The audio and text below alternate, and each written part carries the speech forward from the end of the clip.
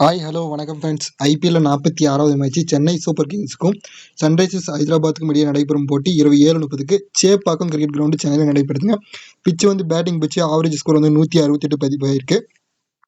So இந்த ரெண்டு டீமும் மோதும் பெருமளவு என்ன நடந்திருக்குன்னு பார்த்தீங்கன்னா, ஒன்றும் இல்லை, ஒரு சில பேட்டர்ஸ் மூலம் ஒரு 20 30 20 30 இந்த மாதிரி ரன் அடிச்சிருக்காங்க. யாரோ ஒரு சில பேட்டர்ஸ் மட்டும் நின்று ஒரு 40 ரன் பக்கம் ஸ்கோர் பண்ணியிருக்காங்க. ஸோ அதனால மோஸ்ட்லி ஒரு 20 30 இந்த ரேஞ்சில் தான் வந்து ரன் அடிக்கிறதுக்கான வாய்ப்புகள் வந்து அதிகமாக இருக்குது. ஏன்னா ரெண்டு டீம் மோதுறப்போ அந்த ஹிஸ்ட்ரி செக் பண்ணி பார்க்குறப்ப மோஸ்ட்லி தான் விழுந்திருக்கு.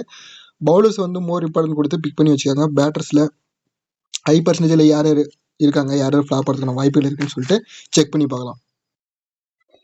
8 பிளேயர் காட்டியிருக்கேன், ஆனால் நாம் எப்பவுமே 6 பிளேயர் தான் சொல்லுவோம். என்ன ரீசன்னா பர்சன்டேஜ் வந்து மாறுது. ஏன்னா சென்னை வந்து திடீர்னு ஃபர்ஸ்ட் பேட்டிங் பிடிக்கிறப்ப பிளேயிங் லெவலில் தூபே இருக்காரு, சேசிங் வரப்ப தூபேக்கு பதிலாக பத்ரினா இந்த மாதிரி இம்பாக்ட் பிளேயர் வந்து மாற்றி போடுறதுனால நான் 8 பிளேயர் வந்து காட்டியிருக்கேன். ஸோ என்னோட ஒப்பீனியனில் யார் யாரெல்லாம் ஃப்ளாப் ஆவாங்கன்னு சொல்கிறேன். மேபி உங்களுக்கு யாராச்சும் ஃப்ளாப் ஆவாங்க தோணுச்சுன்னா கீழே கமெண்ட் செக்ஷனில் சொல்லிட்டு போங்க. ஃபர்ஸ்ட் பார்த்தீங்கன்னா லாஸ்ட் மேட்ச்சில் ருத்ராஜ் கேக்வாட் வந்து 108 ரன் அடிச்சிருந்தாருங்க. தூபே பார்த்தீங்கன்னா 66 ரன் அடிச்சிருந்தாங்க. இந்த மேட்சை பொறுத்த வரைக்கும் இந்த ரெண்டு பிளேயரில் யாராச்சும் ஒரு பிளேயர் தான் நம்ம டீமில் வைக்கிற மாதிரி இருக்கும். ரெண்டு பிளேயருமே கொண்டுட்டு போகாதீங்க, அது வேஸ்ட்டாக போயிடும், டீம் வந்து வேஸ்ட் பண்ணிடுவீங்க. ஆனால் ஹெட் டு ஹெட் ரெக்கார்ட்னு பார்க்குறப்ப ருத்ராஜ் கேக்வாட் வந்து நல்ல ஆவரேஜ் வச்சிருக்காருங்க. ஹெட் டு ஹெட்ல மட்டுமே குறிப்பிட்டு இந்த எஸ்ஆர்ஹெச்க்கு எதிராக வந்து 49 ஆவரேஜ் வச்சிருக்காரு ருத்ராஜ் கேக்வாட். அதே போல் தூபேவை பொறுத்த வரைக்கும் சிம்பிளாக சொல்லணும்னா 5 6 ஆறுச்சாமி 5 6 அடித்தா போதும், 100 6 வந்து ஐபிஎல் வந்து ரீச் பண்ணுவார். ஆறுச்சாமி வேணும்னா ஒரே ஒரு சேடான ஆப்ஷன் என்னன்னா, ரெண்டு பேரும் வைக்காதீங்க, டீம்ல யாராச்சும் ஒரு பிளேயர் மட்டும்தான் வைக்கிற மாதிரி இருக்கும். அதே போல சென்னை வந்து வின் பண்ற மேட்ச்ஸ்லாம் மோஸ்ட்லி இவங்க பர்ஃபார்ம் பண்ணியிருக்காங்க. அதே போல இவங்க இப்போ ஹெவியாக பர்ஃபார்ம் பண்ணாலே ஆப்போசிட் டீம் வந்து ஈஸியாக நாக் ஆடிட்டு போயிடுறாங்க. லாஸ்ட் மேட்ச்லாம் ரெண்டு பேரும் நல்லா விளையாடி கூட அந்த டீமை வந்து ஈஸியாக லக்னோவுக்கு எதிராக தோத்துட்டாங்க. இந்த மேட்ச்ல மோஸ்ட்லி இந்த ரெண்டு பேர்ல யாராச்சும் ஒரு பிளேயர் மட்டும் கொண்டு போவாங்க, எடுத்துட்டு போங்க, ரெண்டு பேர் வேண்டாம். அடுத்த ஆப்ஷன் யார் மேலே ரிஸ்க் எடுத்து பார்க்கலாம்னு பார்த்தீங்கன்னா, ஃபேண்டசி டாபிக்ஸில் வந்து கிளாசன், ரவீந்திர ஜடேஜா ரெண்டு பேர் இருக்காங்க. கிளாஸில் வந்து 95% வந்து பிக் பண்ணியிருக்காங்க, ஜடேஜா வந்து 92% பிக் பண்ணியிருக்காங்க. மோஸ்ட்லி இந்த ரெண்டு பேரில் யார் மேலே ரிஸ்க் எடுக்கலாம்னா ரவீந்திர ஜடேஜா தான் நான் சொல்லுவேன். என்ன ரீசன்னா, என்னோட கணிப்பில் வந்து சென்னை வந்து லூஸ் பண்ணுற மாதிரி தான் இருக்குது. மேட்ச் சொல்கிற கஷ்டமாக தான் இருக்குது. ஏன்னா நாம் வந்து என்ன தான் சென்னை லூஸ் பண்ணால் கூட நம்ம சென்னை தான் சப்போர்ட் பண்ணுவோம், அது வேறு விஷயம். இருந்தாலும் இந்த மேட்சை பொறுத்த வரைக்கும் நம்ம ப்ரிடிஷனில் இன்னைக்கு கரெக்டாக தான் நம்ம சொல்லுவாங்க. அதனால ஜடேஜா இல்லை கிளாசன் யாராச்சும் ஒரு பிளேயர் மேலே ரிஸ்க் எடுங்க. கிளாசன் மேலே ரிஸ்க் எடுக்கிறது ரொம்ப ரொம்ப டேஞ்சராக இருக்கும். என்ன காரணம்னா 3 மேட்சை வந்து ட்ரீம் டீம் வரல ஹென்ரி கிளாசன். இந்த மேட்ச் வந்து கண்டிப்பாக ட்ரீம் டீம் வருவார்னு எதிர்பார்ப்பு. அதே போல் 4 6 அடித்தா வந்து 50 6 வந்து ரீச் பண்ணுவார் Henry Klaasen. So Henry Klaasen வந்து விக்கெட் கீப்பிங் ஆப்ஷனில் பெட்டராக இருப்பார். மகேந்திர சிங் தோனியை பொறுத்த வரைக்கும் அவரை லாஸ்ட் ஒரு ஓவரில் தான் இறக்கி விட்றாங்க. அவருக்கு வந்து பேட்டிங் ஆப்ஷனே கொஞ்சம் கிடைக்காதுல்ல. அதனால தோனி வந்து விக்கெட் கீப்பிங் ஆப்ஷனை விட ஹென்ரி கிளாசன் வந்து பெட்டர் ஆப்ஷனாக இருப்பார் ட்ரீம் டீம் பொறுத்த வரைக்கும். இருந்தாலும் தோனிக்கு வந்து முன்னாடியே பேட்டிங் கிடைச்சா கொஞ்சம் நல்லாயிருக்கும் நம்ம மேட்ச் பார்க்கறதுக்கு. அடுத்த ஆப்ஷன் பார்த்தீங்கன்னா இன்னொரு பிளேயர் நான் சொல்லிடுறேன். பேட் கமின்ஸ் வந்து நான் ட்ராப் பண்ணி பார்க்குறேன். என்ன ரீசன்ன்றதை நம்ம ஓவரால் பர்சன்டேஜில் செக் பண்ணி சொல்லிடலாம். சரி, லோ பிக்கில் யார் யார் இருக்காங்கன்னு சொல்லிட்டு ஒன்ஸ் செக் பண்ணி பார்க்கலாம். லோ பர்சன்டேஜ் பிளேயரில் இருக்கக்கூடிய இந்த 6 பேரில் என்னோட ஒப்பீனியனில் வந்து நான் சொல்லிடுறேன். இப்போ புவனேஸ்வர் குமாரை பொறுத்த வரைக்கும் சென்னை பக்கம் இருக்கக்கூடிய ரகானை வந்து 6 டைம் வந்து விக்கெட் எடுத்துருக்காரு. ஹெட் டு ஹெட்ல வந்து விக்கெட் கிடைச்சிருக்கு புவனேஸ்வர் குமாருக்கு. இவருக்கு வந்து விக்கெட் வந்து மோஸ்ட்லி ட்ரீம் டீம்லேயே வராமல் இருக்காரு. வேணா இவரை ட்ரை பண்ணி பாருங்க புவனேஸ்வர் குமார். அடுத்த பிளேயர்னு பார்க்குறப்ப தீபக் சகார், பத்ரினா எடுத்தால் வந்து தீபக் சகார் வந்து ட்ராப் பண்ணிருங்க, இல்லை தீபக் சகார் எடுத்தால் பத்ரினா வந்து ட்ராப் பண்ணிருங்க. அதனால நான் தீபக் சகார் வந்து சொல்ல விரும்பல. என்னோட கணிப்பில் ருத்ராஜ் கேக்வாட் மேபி இயர்லியாக அவுட் ஆயிட்டா. யாருடைய ஓவரில் வந்து ருத்ராஜ் கேக்வாட்லாம் அவுட் ஆயிருக்காருன்னா மோஸ்ட்லி நடராஜனுடைய பாலில் வந்து ருத்ராஜ் கேக்வாட் வந்து அவுட் ஆயிருக்காருங்க. 2 டைம் விக்கெட் எடுத்திருக்காரு நம்ம ஊருக்காரு நடராஜன். அதனால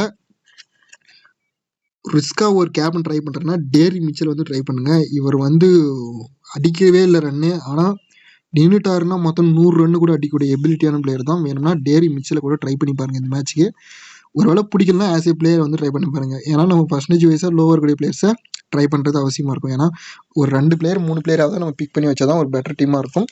அடுத்தது அப்துல் சமாத் வந்து எனக்கு பிடிக்காது. ஏன்னா நான் எப்போலாம் எடுத்து வைக்கிறேனோ அப்போ இவர் விளையாடுறதே இல்லை. உங்களுக்கு வேணும்னா நீங்கள் ட்ரை பண்ணி பார்த்துக்கோங்க. மயங்க் மார்க்கண்டே, துஷார் டெஸ்பாண்டே வேணால் ட்ரை பண்ணி பாருங்க. இவருக்கு வந்து பவுலிங் ஆப்ஷன் ட்ரை பண்ணி பார்க்கலாம், நல்ல பிளேயர் தான். லாஸ்ட்டு ஒரே ஒரு வீக்னஸ் என்னன்னா, லாஸ்ட் சீசனில் வந்து பர்ஃபார்ம் பண்ண பிளேயர்ஸ் எல்லாமே இந்த சீசனில் சொல்லி வச்ச மாதிரி பர்ஃபார்ம் பண்ணியிருக்காங்க. அது என்ன ரீசன்னு தெரில. அந்த ஒரே ஒரு மைனஸ் தான். மற்றபடிக்கு டெஸ்பாண்டே வந்து ஒரு நல்ல பவுலர் தான். அடுத்து ஓவரால் பர்சன்டேஜில் யார் யாரெல்லாம் ஃப்ளாப் ஆவாங்கன்றதை என்னுடைய ஒப்பீனியன் நான் சொல்லிக்கிறேன். அதுக்கப்புறம் நீங்கள் ரிஸ்க் எடுக்கிறது உங்கள் இஷ்டம். ஃபஸ்ட்டு வந்து பார்த்தீங்கன்னா, இந்த பேட் கமின்ஸை வந்து நான் ட்ராப் பண்ணுறேங்க. என்ன ரீசன் அப்படின்னு கேட்டிங்கன்னா, நட்ராஜனுக்கு வந்து எட்வர்டில் நல்ல ஆவரேஜ் இருக்குது. எட்வர்ட்லையும் கம்பல்சரி வந்து விக்கெட்டும் எடுத்திருக்காரு. இன்னொரு ஒரு விஷயம் என்னென்னா, ஓவரால் T20ஸில் மட்டுமே 97 விக்கெட் எடுத்துருக்காங்க. ஒரு 3 விக்கெட் எடுத்தால் 100 விக்கெட் வந்து ரீச் பண்ணுவார் நம்ம ஊருக்காரரு. வேணும்னா இவர் வந்து எடுத்துக்கலாம். பேட் கமின்ஸை ட்ராப் பண்ணுறதுக்கான ரீசன் என்னென்னா, லாஸ்ட்டாக விளையாடின மேட்ச்சில் பேட் கமின்ஸு, நட்ராஜன், அப்புறம் ஜெயதேவ் உனத்கட் 100வது IPL நாம் கூட சொல்லியிருந்தோம். ஜெயதேவ் உனத்கட் வந்து 100வது IPL. அதுக்கு முன்னாடி வீடியோ சொல்லியிருந்தோம். அதை நல்லா நோட் பண்ணுவாங்க. உனத்கட் ட்ரை பண்ணி பார்த்துப்பாங்க. வீடியோ வந்து சரியாக பார்க்காதவங்க அந்த பிளேயரை வந்து கண்டுக்காமல் போயிட்டுருவாங்க. ஆனால் 3 விக்கெட் எடுத்துருந்தார், பார்த்தா தெரிஞ்சிருக்கும். அதனால் உனத்கட்டுக்கான ஆப்ஷன் என்னென்னா, 2 விக்கெட் எடுத்தால் போதும், இவர் வந்து 100 விக்கெட் வந்து ரீச் பண்ணுவார். அதனால் நான் பவுலிங் ஆப்ஷனை பொறுத்தவரைக்கும் SRH பக்கம் நட்ராஜனும் உனத்கட்டும் பிக் பண்ணிங்கன்னா, அந்த டீமில் வந்து பேட் கமின்ஸை ட்ராப் பண்ணி பாருங்கள். முஸ்தபிசூர் ரஹ்மான், பத்ரினா 2 பேருமே வந்து ரொம்ப இம்பார்ட்டண்டாக இருப்பாங்க. அதனால் முஸ்தபிசூர் ரஹ்மான், பத்ரினா எடுத்துக்கோங்க. இந்த ஓவரால் பர்சன்டேஜில் பேட் கமின்ஸை ஃபஸ்ட்டு நான் ட்ராப் பண்ணிடுறேன். இந்த 3 பிளேயருமே அப்படியே வச்சுக்கலாம். ஏன்னா சேஃபாக இருக்கும். பத்ரினாவை பொறுத்த வரைக்கும் ஏன்னா கம்பல்சரி சென்னை பக்கம் விக்கெட் எடுக்கணும்ன்ற ஒரு தூண்டுதல் வந்து கொடுத்துட்டே இருக்காங்க. அதனால் பத்ரினாவை நம்ம எடுத்துக்கலாம். ஆல்ரவுண்டர் ஆப்ஷனை பொறுத்த வரைக்கும் நான் சொன்னது தான். ஃபேண்டசி டாபிக்ஸில் வந்து கிளாசன், ஜடேஜா இருக்காங்க. ஜடேஜாவை நான் ட்ராப் பண்ணுறேன். நீங்கள் உங்களுக்கு ஒரு வேளை ஜடேஜா வேணும்னா அந்த டீமில் வந்து மார்க்கரமே ட்ராப் பண்ணி பாருங்கள். அடுத்த ஆப்ஷன் பார்க்குறப்ப தூபே, கெய்க்வாட் இந்த 2 பிளேயரில் யாராச்சும் ஒரு பிளேயரை வந்து எடுத்துக்காங்க. என்னை பொறுத்த வரைக்கும் நான் வந்து கெய்க்வாட் தான் சொல்லுவேன். ஏன்னா இவர் டாப் ஆர்டர்லேயே வரதுனால நின்று மறுபடியும் ஒரு 100 ரன் அடித்தா நல்லா இருக்குன்னு ஒரு எதிர்பார்ப்பு. பார்க்கலாம் மேட்ச் எப்படி நடக்குதுன்னு. அடுத்து திராவிட் செட்டை பொறுத்த வரைக்கும் சிம்பிளாக சொல்லணும்னா, இவருக்கு வந்து ஒரு ரெக்கார்டு இருக்குது. இது வரைக்கும் T20ஸில் மட்டுமே 2921 ரன் அடிச்சிருக்காரு. ஜஸ்ட்டு ஒரு 79 ரன் அடித்தா போதும் 3000 ரன்னை வந்து ரீச் பண்ணுவார். 4ன்னு பார்க்குறப்ப 9 4 அடித்தா 250 4 வந்து ரீச் பண்ணுவார். லாஸ்ட் மேட்சை பொறுத்த வரைக்கும் 2 டைம் MVP வாங்கியிருக்காரு. அதனால தான் ஃப்ளாப் ஆவார்னு சொன்னேன்.